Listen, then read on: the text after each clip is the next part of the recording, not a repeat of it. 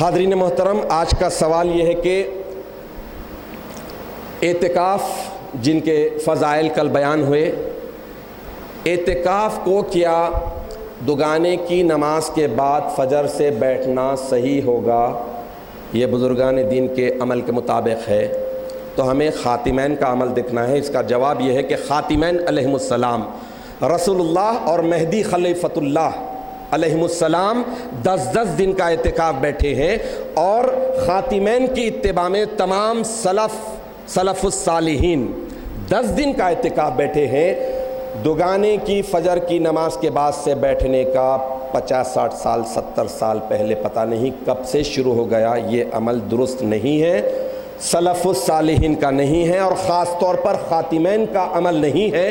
اس اعتبار سے میں یہ نہیں کہوں گا کہ وہ 3 دن کا، 2.5 دن کا یا 3.5 دن کا بیٹھا جانے والا اعتکاف غلط، سنت نہیں ہے، یہی کہوں گا کہ سنت نہیں ہے۔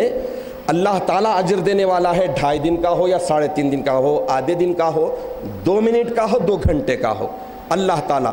سنت جو اعتکاف ہے وہ ہے 20 رمضان المبارک کی مغرب، یعنی کل کی مغرب سے لے کر چاند نظر آنے تک خاتمین کی سنت کے مطابق ہے۔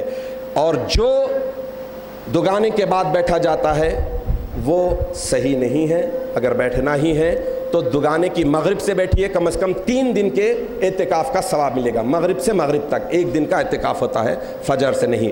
اور اگر دگانے کی مغرب سے بیٹھ جاتے ہیں تو فائدہ یہ ہوگا کہ تنزل الملائکۃ والروح، جو ملائکہ اور روح ملائکہ اس رات میں آتے ہیں، مغرب کے ساتھ ہی لیلۃ القدر لگ جاتی ہے، اس پوری رات کے فیوز و برکات کو حاصل کرنے میں سہولت ہو جاتی ہے، بجائے یہ کہ نماز فجر کے بعد بیٹھیں۔ یہ پتہ نہیں کب سے یہ چیز شروع ہو گئی ہے، اور اعتکاف جیسی اہم عبادت کو وہ لوگ جو آئیڈیل ہوتے ہیں وہ چھوڑ دے رہے ہیں، عام لوگ اسے اختیار کر رہے ہیں۔